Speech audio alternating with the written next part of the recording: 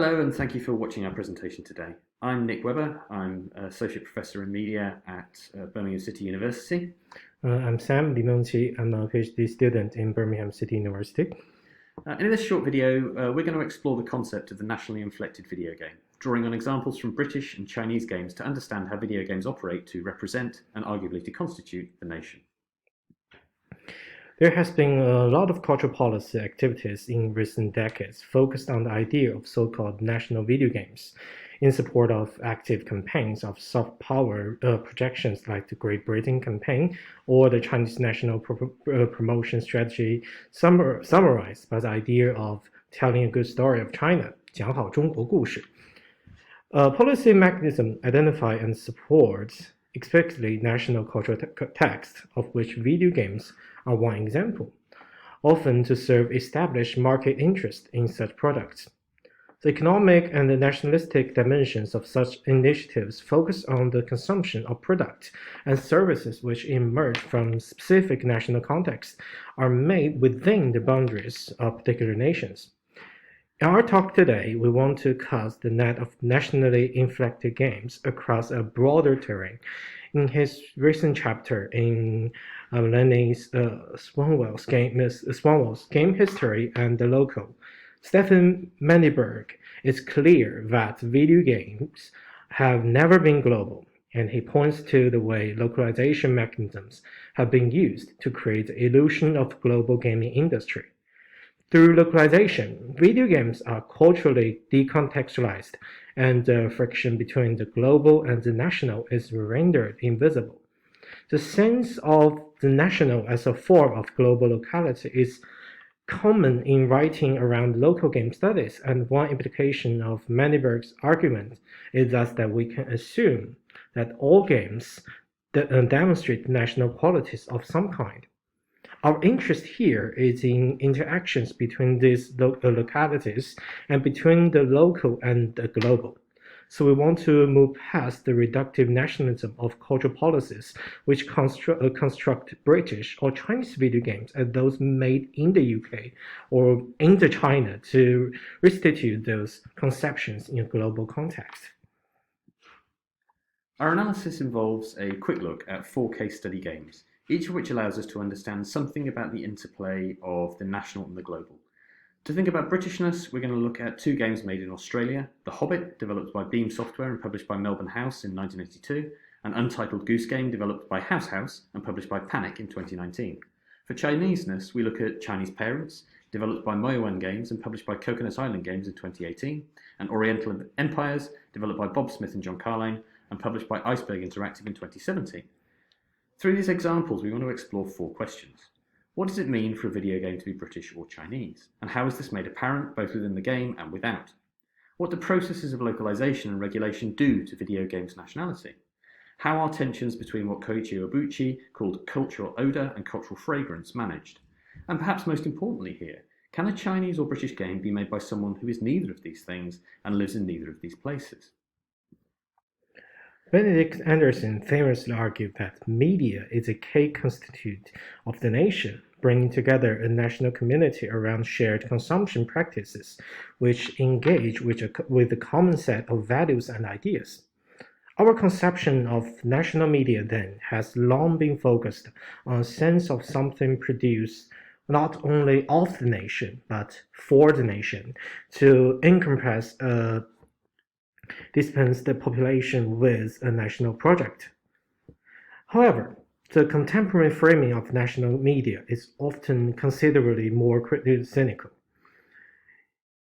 John Mengqi, for example, has discussed how British film is less about national identity than about market segmentation, and the employment of policy mechanisms to support national media industries seems more about economic advantage and possible discursive discomfort than anything else.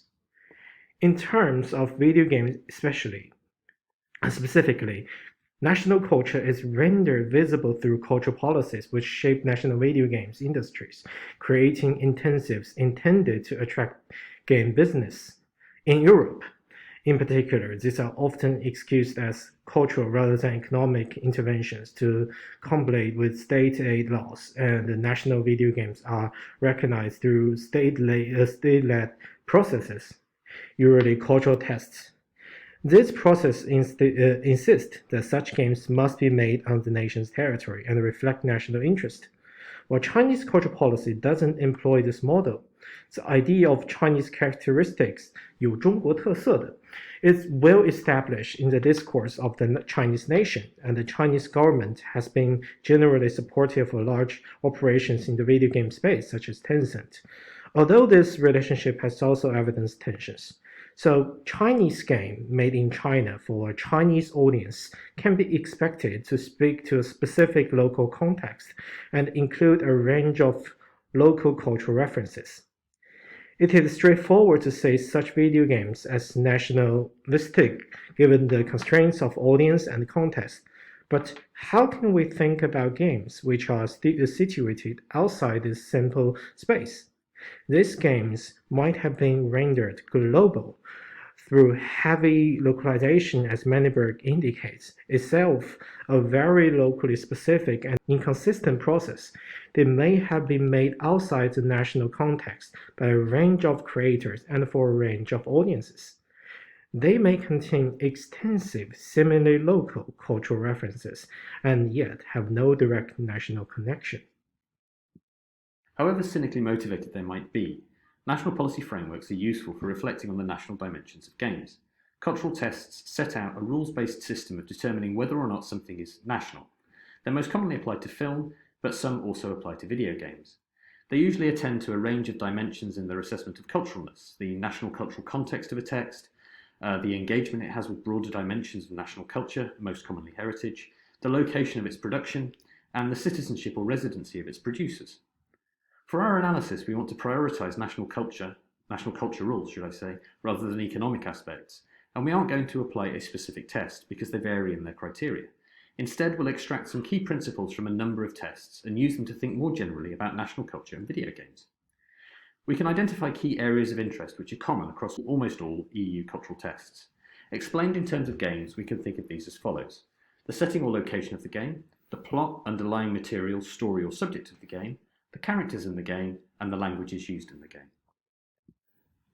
And beyond these key points, there are further relevant issues which receive attention in at least one test: representation of national educational culture, representation of or influences from national art, history, literature, and current issues, representation or inclusion of national cultural values or customs, and representation or reflection of national creativity. Most of this come from tests focused on field, and so for games, we should also be aware that these criteria might also be met through procedural means. This gives us a basic toolkit to think through what a national game might look like, focusing on its cultural dimensions. We'll now attempt to apply these ideas to 4 games, which we think offer complex and nuanced cultural representation of Chinese or British characteristics, but in an international context. Significantly, at least 3 of these would not pass a cultural test focused on the location of their production. So we'll begin with The Hobbit. As Helen Stuckey observes, The Hobbit is popularly remembered as a local hit on Britain's signature micro, the ZX Spectrum, but it was developed 17,000 kilometres away in Melbourne, Australia. Based on and packaged with a stalwart example of the British literary tradition, The Hobbit is an obvious example of a game which appears British without being so, meeting all of the common cultural test criteria we have mentioned. It draws upon an underlying British story and includes characters and settings which evoke Britishness. The Hobbit lives in the Shire based on rural England. The game is in English, the main national language, and further dimensions are added through the name of its text parsing engine, English with an I, and the fact that, although it circulated internationally, the game was never translated. Due to its source text, the game is heavily influenced by British national creativity, and by its history and literary culture, for example through the inclusion of riddles based on an Old English literary tradition. We might also suggest that the game reflects customs and values which British people would claim as their own. For example, the character Elrond is more generous to players who are polite. In fact, The Hobbit is so heavily indebted to its source text that it's difficult to see it as anything other than British when production location is set aside. And the game was in fact published in the UK, as Melbourne House, while Australian owned, was based in London. Anecdotally, many contemporary players didn't even realise that the game wasn't British made. 37 years later, Melbourne was again the origin point for a British-seeming game. Untitled Goose Game is another venture into a representationally English space, a cartoonish version of the countryside idyll of Everybody's Gone to the Rapture, populated by a cast of generically English rural characters, a groundskeeper, a publican, etc. The underlying story of a disruptive goose in a village community evokes British children's literature such as that of Beatrix Potter or Kenneth Grahame, and describes a space of polite, understated tension. The default language again is English, but the game was localised into a range of languages, and in the credits indicates its land debt to the Wurundjeri people of the Kulin Nation. It is then less obviously British in this respect. With that said, the developers make explicit humorous references to the game's situation in a British politics. An example can be seen in this Twitter discussion with Paolo Pedicini of indie studio Molindustria. Untitled Goose Game's developers have been clear that they have a politics of their own, tied into the game's British representation. They say, even if this doesn't explicitly manifest in the text of the game, there are a bunch of ambient traces of our politics evident throughout it. There are no cops in the game. There's no crown on the postbox. There are definitely big problems inherent to our presentation of rural England as a rosy storybook utopia, but we do try to be critical in how we reflect the world through our games. Now we look at Transparence. When developing Transparence, Mengqi Studio claimed to present a casual yet realistic life scene with a Chinese authenticity.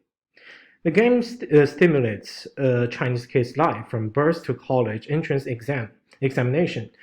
During the simulation, the player has to balance the relationship between study and other aspects of the kid's life, such as a relationship, parental expectations, and mental health.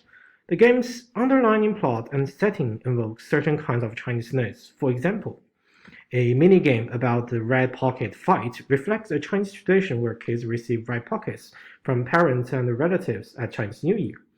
The items in the shops and entertainment, such as a Game Boy, karaoke coupon, and Tamagotchi, seek to trigger the nostalgic memories in those whom the designer believes are the target audience of the game, identified by the CEO of Coconut Island, Bao Weiwei. He said that they mainly come from first and second tier cities, have a high school education or above with a decent income. They pursue a certain aesthetic taste, thus do not prefer the low creative or quality games. In itself, this sounds unambiguously Chinese, and the game was made in mainland China. However, although heavily inspired by Chinese cultural references, the Chineseness portrayed by the game is constrained by the social status, region, and also age. Moreover, the experience of growing up is not exclusive Chinese, either more generally or in the restrained item portrayed by the game, nor the selected item included in the game. What makes the situation even more complicated is the localized translation of the game. In the English version of Transparence, the game has taken a hybrid localized translation method to present both a familiar and distant experience to English-speaking players. In many circumstances, such as the right pocket fight, and referring to the final examination as Gaokao, the monosyllabic pronunciation of Chinese, the translation attempt to deliver the Chineseness that is exclusive to China. However, at the same time, the translation uses lots of local, as in British and American, references to create cultural familiarity. For instance, in the game's trained context, one of the competitors' name is Sharon Fei, a combination of a Chinese name Fei and a reference to the famous pop singer Ed Sheeran. As a result of this combination of factors, foreign players often report similar experience to Chinese players. For example, a game streamer called Patrick points out that he has experienced several incidents described by the game, sometimes also true for several virtual YouTubers such as Seki Mononobiaris and Hanamaru Halelu. This distant familiarity created by the game for foreign players coincides with the 4 rules of telling the Chinese story suggested by Ma and Chen. The 4 rules they suggested are: the first is a basis on current development, but emphasizing their cultural and historical context. The second one is employing the Western logic when telling a story. The third rule is combining the truth with the structure of a good story. The fourth one is focusing on the lives of ordinary people. And Oriental Empires, unlike Chinese Parents, is a game developed by Thai studio, Shining Pixel Studio. Founded by Bob Smith, the project director and lead designer for Medieval 2 Total War. From the criteria we mentioned previously, the setting, character, language, and general presentation, Oriental Empire is certainly a Chinese game without being so. It is a strategy game like Total War series and the Civilization series, situated in Asian China, and introduces 15 playable factions which allow players to explore Asian Chinese history from the Spring and Autumn period, the game calls Early Bronze Age, to the Emperor era. Most items introduced in the game's technology and culture sections can be traced back to historical artifacts from Asian China, such as the invention of paper, the chukunu, and tricolor ceramics. Another feature of the game that reflects its Chineseness is the representation of character names, with a family name presented first in line with the Chinese tradition. For example, Xu Shi and Mo Wu, the names of the faction leaders. Given the early access and the publicity of the game, most Chinese players are aware that this game is designed by a foreign studio, but this has in fact made the Chinese players more tolerant of the historical mistakes in their gaming experience. Many Chinese players have identified the historical inaccuracies in the game, such as architectural designs and the conflict between the primogeniture and the randomness of the family name. At the same time, those players also highly recommend the game. As one comment states, though the game makes a lot of historical errors, the change of dynasties is not clear. The study of the city of such periods is highly insufficient, but I still commend the seriousness of the studio and its internationalism. Chinese culture and history is absent in global game history for a long time.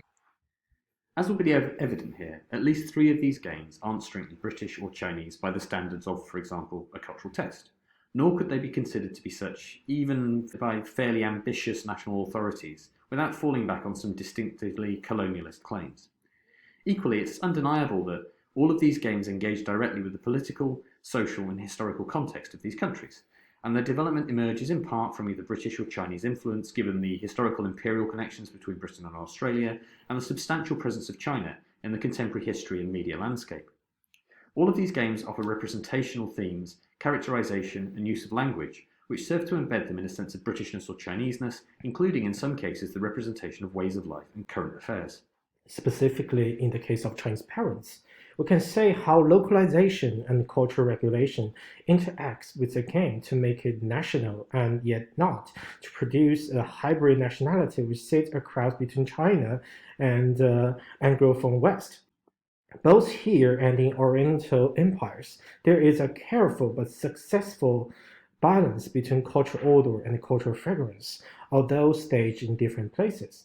In Chinese Parents, localization positioned is within the game, whereas for Oriental empires, it is evident that its very foreignness seems to improve its reception. In fact, this tolerance of foreign developments is often visible in the British response to Australia more generally, and both may speak in some way to a sense of empire. There are many ways in which Oriental empires is profoundly Chinese, much as The Hobbit and Untitled Goose Game are profoundly British. But what are we to do with these games? Should we see them as not British or not Chinese at all? Or should we celebrate their hybridity as with Chinese Parents localization? Or do we think of them as British plus, say, or Chinese minus? These are liminal but also relatively common forms in the global production environment and push us to question the descriptive value of the national game label. Cultural policy around video games recognises the importance and persistence of the representation of national values, humour and cultural discourses. It's not clear that it also recognises the importance of the transformative value of cultural interaction. Thank you for listening.